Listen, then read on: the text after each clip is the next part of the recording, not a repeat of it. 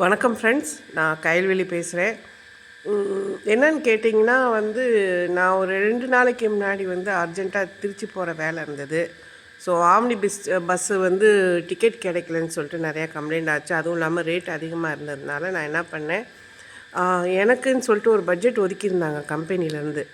அந்த பட்ஜெட்டுக்குள்ளே தான் நான் போயிட்டு வரணுன்ற ரீசன்னால் நான் என்ன பண்ணேன், சரி கிளாம்பாக்கன்ற ஒரு பஸ் ஸ்டாண்ட் இருக்கேன், கவர்மெண்ட் பஸ் எல்லாம் எப்படி இருக்குதுன்னு நம்ம போய் பார்க்கலாம் அப்படின்றதுக்காக நான் 2 நாளைக்கு முன்னாடி போனேன் பஸ் ஸ்டாண்டு.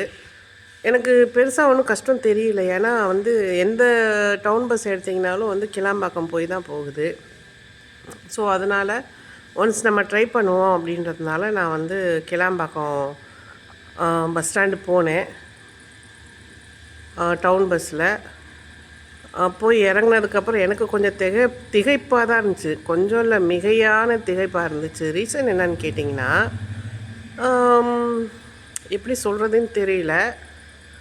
பஸ் ஸ்டாண்டாக தான் இருக்குது. பட் அதில் பஸ் ஸ்டாண்டுக்குரிய அறிகுறி எதுவுமே இல்லை, பப்ளிக்கே இல்லை, அதில் காலியாக கிடக்குது.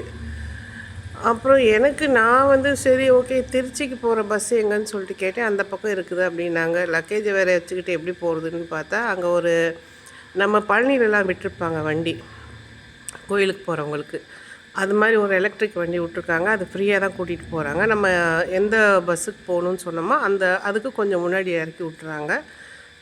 அதில் நம்ம கொஞ்சம் இறங்கி நடந்து போய்க்கலாம். பஸ்ஸுக்கு போனேன். சரி, பஸ்ஸுக்கு போனால் திருச்சி பஸ் எதுன்னு சொல்லிட்டு கேட்டால், இருக்குதுமா அது இருக்குது அப்படின்னாங்க. வரிசையாக பஸ் இருக்குது, எல்லா பஸ்ஸுமே காலியாக இருக்குது. ரிசர்வேஷன் இருக்கான்னு கேட்டால், ஏமா 2 ரிசர்வேஷன் தான், மீதியெல்லாம் காலியாக இருக்குன்னாங்க. சரி ஓகே அப்படின்னு சொல்லிட்டு எனக்கு பஸ்ஸு ஃப்ரீயாக இருக்குதுன்னு சொல்லிட்டு நான் ஏறி உட்காந்துட்டேன். அதிகபட்சம் ஒரு 10-15 பேர்த்துக்கு மேலே அந்த பஸ்ஸில் இல்லை. பஸ்ஸு நல்லாவும் இருந்தது, பேடுன்னு சொல்ல முடியாது. நம்ம பழைய கவர்மெண்ட் பஸ்ஸெலாம் இந்த மாதிரிலாம் நம்ம சொல்ல முடியாது, நல்லா தான் இருந்தது. எனக்கு பெருசாக ஒன்றும் கஷ்டம் தெரியல போகிறதுக்கு. ஸோ நான் போயிட்டேன். ரிட்டன் வந்தது நேற்று காலையில். ரிட்டன் நான் கிளம்புனேன் அங்கேருந்து, திருச்சியிலேருந்து. ஸோ திருச்சி பஸ் ஸ்டாண்டுக்கு, ஏன்னா போகிறப்ப நம்ம அங்கே இறங்கல இல்லையா, பஸ் ஸ்டாண்டு உள்ள இறங்கல, ஆண்டி வேலை ஒரு லொக்கேஷனில் இறங்கியாச்சு. ரிட்டன் வர்றப்போ பஸ் ஸ்டாண்டு போகணும் அப்படின்னு சொன்னேன் நான். அதே மாதிரி திருச்சி பஸ் ஸ்டாண்டுக்கு கூப்பிட்டு போனாங்க. அங்கே தான் என்னை ட்ராப் பண்ணாங்க கம்பெனிலேருந்து. அங்கேயும் பார்த்தா காலி. திருச்சி பஸ் ஸ்டாண்டெல்லாம் எவ்வளோ பிஸியாக இருக்கும். பக்கத்துலேயே ரயில்வே ஸ்டேஷன் இருக்கும், பக்கத்துலேயே ஆம்னி பஸ் இருக்கும், பக்கத்துலேயே கவர்மெண்ட் பஸ் இருக்கும். அவ்வளோ பிஸியாக இருந்த அந்த பஸ் ஸ்டாண்டு காலியாக கிடக்குது. ரொம்ப ஆச்சரியமாக இருந்தது, வருத்தமாகவும் இருந்தது. அப்புறம் போய் பார்த்தா ஸ்லீப்பர் கோச்செல்லாம் இருந்தது. அது நல்லா தான் இருந்துச்சு. ஏசி நான் ஏசி ரெண்டுமே இருந்தது ஸ்லீப்பரு.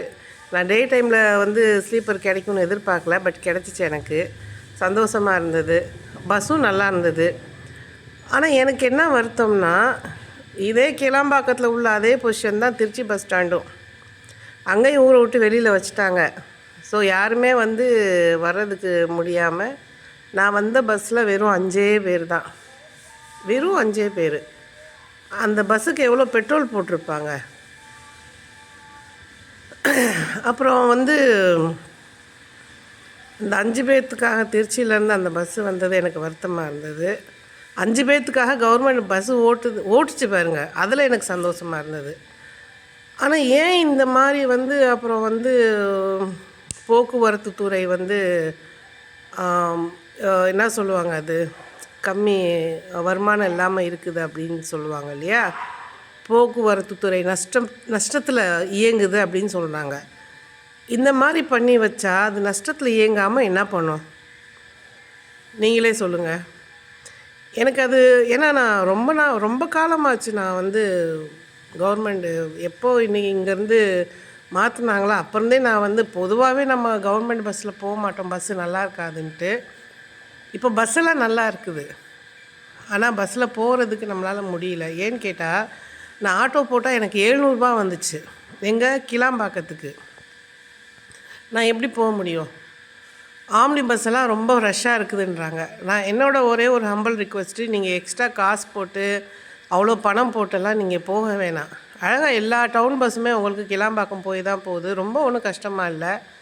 அங்கே வண்டி வச்சு கூட்டிகிட்டு போகிறாங்க. ஒன்ஸ் நீங்கள் ட்ரை பண்ணுங்கள். ஏன்னா இப்போ இந்த பொங்கல் சீசனில் வந்து நிறைய பேர் கஷ்டப்படுறாங்க. ஃப்ளைட் கூட வந்து டிக்கெட் கிடைக்கலன்றாங்க, ட்ரெயின் டிக்கெட் கிடைக்கலன்றாங்க. நானும் அந்த ரீசன்னால் தான் வந்து அங்கே போனேன். ஆனால் அங்கே கவர்மெண்ட்டோட சர்வீஸ் வந்து ரொம்ப காலியாக இருக்குது, யாருமே இல்லை. இப்போ இந்த போக்குவரத்து துறையை வந்து இந்த மாதிரி மாற்றி விட்டு கவர்மெண்ட்டை நஷ்டத்தில் உண்டாக்கிட்டாங்க. அதை நம்ம வந்து அதை பற்றி நான் பேச விரும்பலை.